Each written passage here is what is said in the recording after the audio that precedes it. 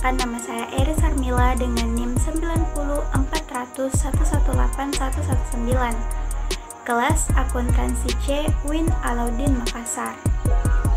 Baik, pada kesempatan ini saya akan membahas mengenai dua topik utama yang nantinya akan saya paparkan pada video kali ini.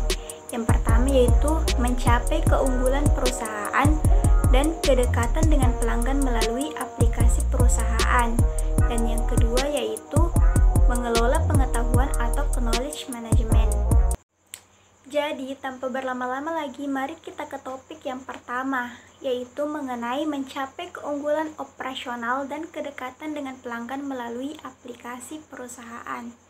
Baik, pada topik pembahasan kita yang pertama ada 4 poin utama yang nantinya akan saya jabarkan. Yang pertama yaitu mengenai sistem perusahaan, yang kedua yaitu mengenai sistem manajemen rantai pasokan atau SCM, yang ketiga mengenai sistem manajemen hubungan pelanggan atau CRM, dan yang keempat mengenai aplikasi perusahaan, peluang dan tantangan baru.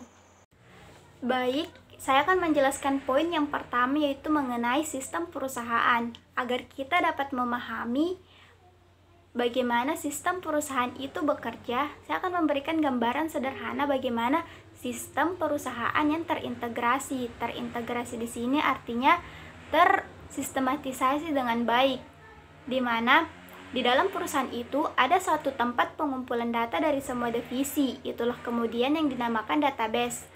Dari database ini, semua divisi saling terhubung antara satu dengan yang lainnya, dan mereka memiliki wewenang untuk melihat atau mengakses data pada database tersebut. Dan jika ada salah satu divisi yang ingin mengupdate data, maka data pada database tersebut terupdate secara otomatis. Baik, saya akan menjelaskan mengenai database. Jadi, di dalam database ini terdiri atas beberapa data yang berbeda yang dikoordinir oleh beberapa divisi yang berbeda. Adapun data-data ini termasuk diantaranya yaitu sumber daya manusia. Sumber daya manusia ini terdiri atas data karyawan. Data karyawan ini termasuk diantaranya jumlah karyawan, jam kerja karyawan, biaya tenaga kerja karyawan, dan keahlian karyawan. Yang kedua yaitu data mengenai penjualan dan pemasaran. Data mengenai penjualan dan pemasaran ini termasuk diantaranya jumlah order atau pesanan, peramalan penjualan, retur, dan perubahan harga. Terus yang ketiga yaitu mengenai keuangan dan akuntansi. Keuangan dan akuntansi ini termasuk diantaranya kas tersedia, piutang, kredit pelanggan, pendapatan, dan lain-lain. Terus yang keempat yaitu mengenai manufaktur dan produksi. Manufaktur dan produksi ini termasuk diantaranya bahan material, jadwal produksi, tanggal pengiriman, kapasitas produksi, dan pembelian. So, kita bisa bayangkan bukan bagaimana jika perusahaan tersebut memiliki lebih dari 10 divisi atau bahkan lebih dari 10 cabang. Tanpa adanya sistem yang terintegrasi tersebut, tentunya perusahaan tersebut akan kewalahan mengelola data yang ada pada perusahaan tersebut dan tentunya akan menimbulkan beberapa masalah-masalah seperti berikut ini. Yang pertama itu masalah keakuratan data. Bayangkan siapa yang akan berlari dari satu divisi ke divisi lain atau terbang dari satu cabang ke cabang lain untuk memastikan bahwa data pada semua bagian sama atau data yang diupdate terakhir sama pada divisi tertentu yang mengupdate data tersebut. Terus masalah yang kedua yaitu mengenai masalah aliran informasi. Jadi, jika divisi penjualan memasukkan pesanan, terus bagaimana memverifikasi kredit pelanggan pada divisi akuntansi, bagaimana mengecek persediaan pada divisi manufaktur, bagaimana mengetahui bahwa bahan baku siap pada supplier, serta bagaimana pelanggan mengetahui status pesanan mereka. Baik, selanjutnya saya akan membahas masalah yang ketiga yaitu tentang konsumen adalah raja. Di sini bagaimana perusahaan memastikan untuk menyediakan apa yang diinginkan oleh sang raja, kapan mereka membutuhkannya, berapa lama mereka akan menunggu, apakah mereka benar-benar menyukai produk perusahaan, serta apakah mereka akan membeli lagi produk perusahaan tersebut. Terus masalah yang keempat yaitu tentang kontak supplier. Di sini, bagaimana perusahaan memastikan untuk mencocokkan data jumlah pesanan, jumlah produksi, serta jumlah bahan baku yang perlu dipersiapkan oleh supplier. Jadi, intinya teman-teman, di sini sistem perusahaan memudahkan perusahaan dalam mengelola data yang ada. Memudahkan di sini dalam artian data yang dikelola dapat lebih cepat dan lebih akurat untuk semua proses bisnis yang ada di dalam perusahaan tersebut. Lalu, bagaimana sih sebetulnya sistem perusahaan ini? Nah, sebetulnya sistem perusahaan ini berbentuk aplikasi perusahaan. Seperti contohnya itu yang pertama Database Management System atau DBMS, yang kedua yaitu Enterprise Resource Planning atau ERP, yang ketiga yaitu Customer Relationship atau CRM, dan yang keempat yaitu Supply Chain Management atau SCM. Sebetulnya ada banyak sekali aplikasi perusahaan, namun yang saya sebutkan tadi hanyalah segelintir untuk dijadikan contoh perbandingan. Nah, dari semua aplikasi tersebut memiliki nama atau merek yang berbeda sesuai dengan perusahaan yang mengembangkannya. Jadi, merek atau nama aplikasi tentunya berbeda-beda karena yang mengembangkannya tersebut adalah perusahaan yang berbeda pula. Nah, kemudian dari hal tersebut muncul 3 pertanyaan. Yang pertama yaitu, apa sih kegunaan aplikasi ini? Ya tergantung jenisnya. Semisal DBMS itu untuk mengelola database perusahaan, ERP itu untuk mengintegrasikan proses bisnis yang berbeda, terus CRM itu untuk mengelola hubungan dengan konsumen, serta SCM itu untuk mengelola hubungan dengan supplier. Terus pertanyaan yang kedua yaitu, yang mana sih aplikasi yang dibutuhkan perusahaan? Ya tergantung dari proses bisnis perusahaan. Perusahaan dapat menggunakan 2 atau lebih aplikasi, ya tergantung kebutuhannya. Terus yang pertanyaan yang ketiga yaitu, bagaimana sih cara menentukan aplikasi yang benar-benar diperlukan oleh perusahaan tersebut? Ya tergantung dari kebutuhan perusahaan. Jika perusahaan tersebut membutuhkan aplikasi SCM, maka mereka akan menggunakan aplikasi SCM. Jika perusahaan membutuhkan aplikasi CRM, maka mereka akan menggunakan atau mengimplementasikan aplikasi CRM itu sendiri. Baik, dari keempat contoh yang saya sebutkan tadi mengenai aplikasi perusahaan, saya akan menjelaskan 2 diantaranya, yaitu SCM dan CRM. Lanjut ke poin utama kita yang kedua, yaitu Sistem Manajemen Rantai Pasokan atau SCM. Di dalam SCM ini terdapat beberapa menu. Yang pertama yaitu Raw Materials, yang kedua yaitu Suppliers, yang ketiga yaitu Manufacturers, yang keempat itu Distribution, yang kelima yaitu Retailers, dan yang keenam itu Customers. Jadi, rantai pasokan merupakan proses bisnis pengadaan bahan mentah yang diolah menjadi barang setengah jadi atau barang jadi yang kemudian didistribusikan kepada pelanggan.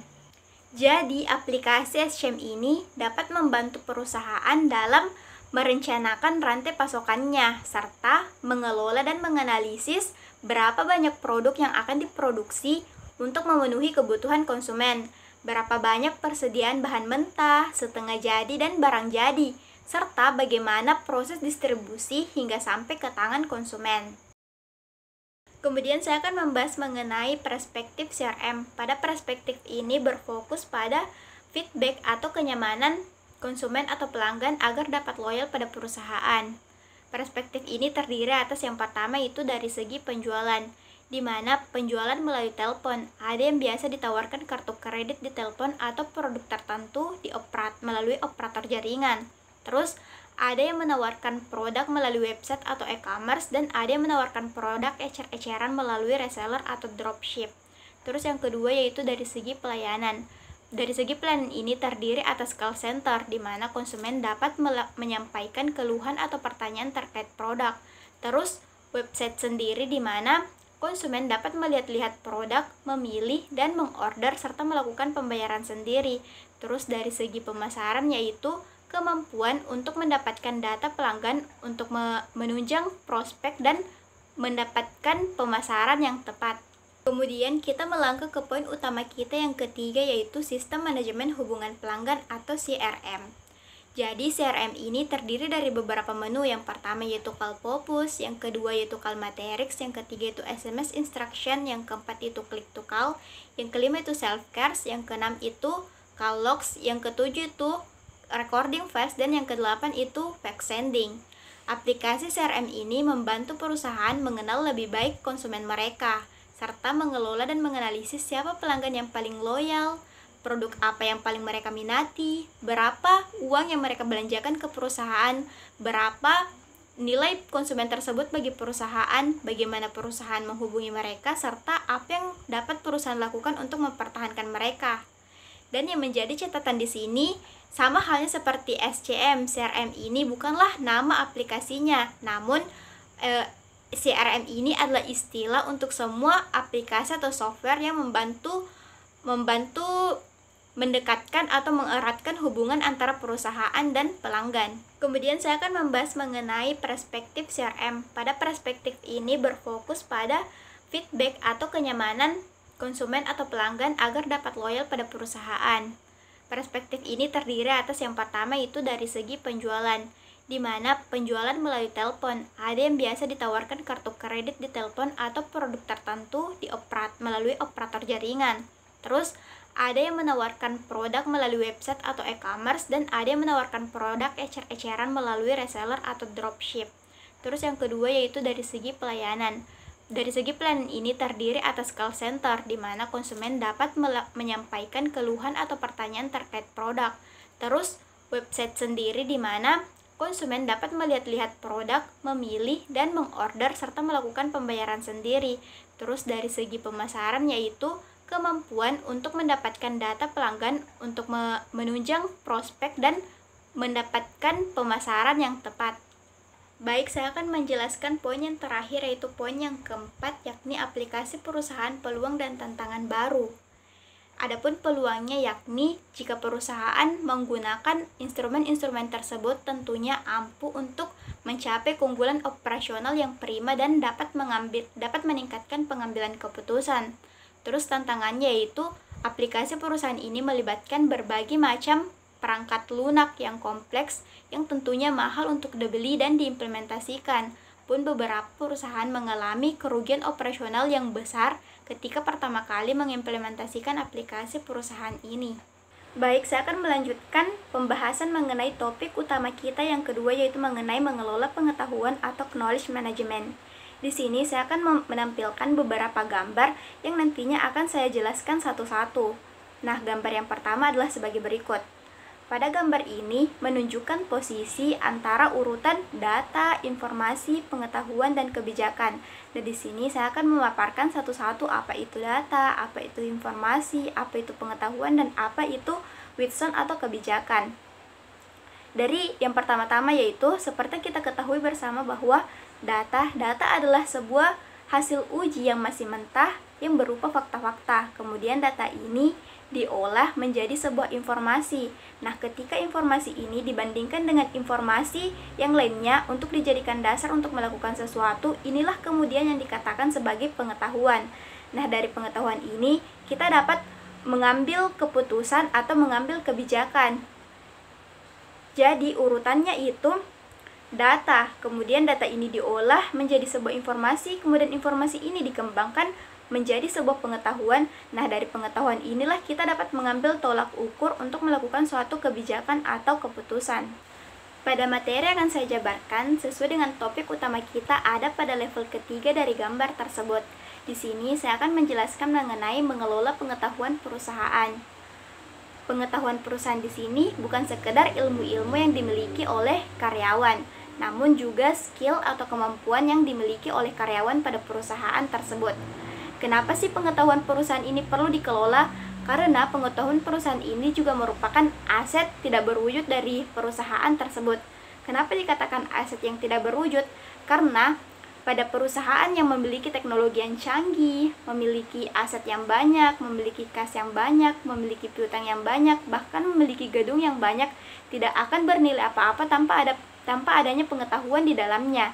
Jadi, coba bayangkan jika perusahaan tersebut karyawannya adalah orang-orang yang tidak memiliki skill atau orang-orang yang tidak ingin belajar, tentunya perusahaan tersebut tidak akan bernilai apa-apa, atau perusahaan tersebut tidak memiliki nilai sama sekali di mata perusahaan yang lain. Jadi intinya pengetahuan perusahaan ini juga dikatakan sebagai aset yang tidak berwujud. Nah, aset yang tidak berwujud ini memiliki aturan tersendiri dalam pengelolaannya. Pada video kali ini saya akan menjelaskan bagaimana perusahaan mengelola pengetahuan ini agar dapat memberikan nilai tambah bagi perusahaan, serta memberikan kontribusi perusahaan agar lebih kompeten dibandingkan dengan perusahaan yang lain. Selanjutnya pada gambar yang kedua. Pada gambar tersebut menunjukkan bahwa indikator-indikator yang berkaitan erat dengan knowledge management. Nah, yang pertama yaitu people atau orang. Nah, orang ini adalah hal terpenting dari knowledge management ini karena oranglah yang akan bekerja dan mengelola pengetahuan perusahaan. Kemudian ada informasi. Informasi inilah yang kemudian dikelola menjadi sebuah pengetahuan. Terus selanjutnya ada teknologi. Nah, di zaman sekarang ini teknologi memiliki peranan yang penting di dalam mengelola pengetahuan atau di dalam mengelola knowledge management. Jadi, sebetulnya knowledge management ini hampir sama dengan sistem perusahaan yang saya bahas di topik yang pertama. Knowledge management ini juga terdiri dari beberapa aplikasi atau software yang membantu perusahaan dalam mengelola pengetahuan. Nah, aplikasi-aplikasi ini dapat berupa web atau aplikasi yang dapat diunduh di Play Store ataupun aplikasi-aplikasi per divisi dalam perusahaan dan lain-lain. Nah, selanjutnya pada gambar yang ketiga. Pada gambar yang ketiga ini terdiri dari 3 lingkaran utama. Yang pertama itu mengenai teknologi. Nah, teknologi di sini terdiri dari beberapa jenis. Ada platform, ada open access, ada cold, ada searchability, dan ada cognitive computing. Nah, teknologi inilah yang membantu perusahaan dalam mengelola pengetahuan. Kemudian di lingkaran selanjutnya ada human element atau elemen manusianya. Human element ini berkaitan dengan budayanya, caranya berkolaborasi, caranya mentransfer ilmu pengetahuan, dan lain-lain. Terus lingkaran yang ketiga yaitu tentang content management.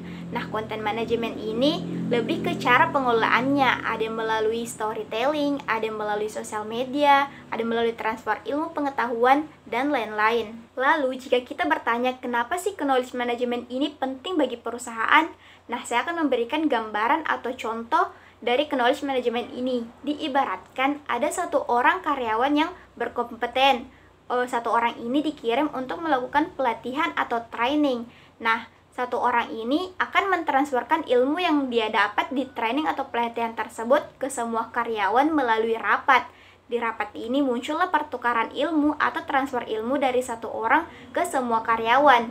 Sehingga ilmu yang didapatkan satu orang ini dapat diketahui oleh semua karyawan tersebut. Quotes-nya di sini yaitu menjadikan perusahaan lebih kompeten di dalam menghadapi pasar atau pesaing-pesaingnya. Nah, selanjutnya saya akan menjelaskan pada gambar yang keempat. Nah, pada gambar yang keempat ini lebih menjelaskan ke proses pengelolaan knowledge management. Jadi yang pertama-tama itu mengumpulkan pengetahuan dari semua informasi-informasi yang ada. Nah, informasi-informasi yang telah dikumpulkan tersebut kemudian digunakan atau diterapkan di dalam perusahaan. Pun juga bisa diperkaya dengan skill-skill yang ada. Semisal skill pengetahuan A diperkaya dengan skill pengetahuan B, kemudian di-share atau dibagikan ke seluruh karyawan melalui transfer pengetahuan. Nah, transfer pengetahuan ini dapat melalui seminar atau rapat yang diadakan oleh pihak perusahaan.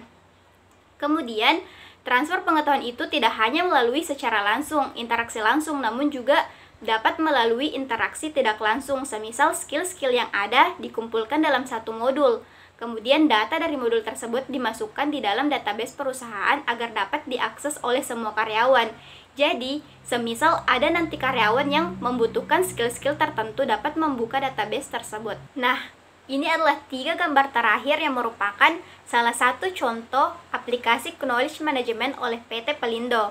Namun, pada aplikasi knowledge management ini hanya diperuntukkan oleh karyawan PT Pelindo saja, karena untuk membukanya kita memerlukan kode akses yang hanya dimiliki oleh karyawan PT Pelindo.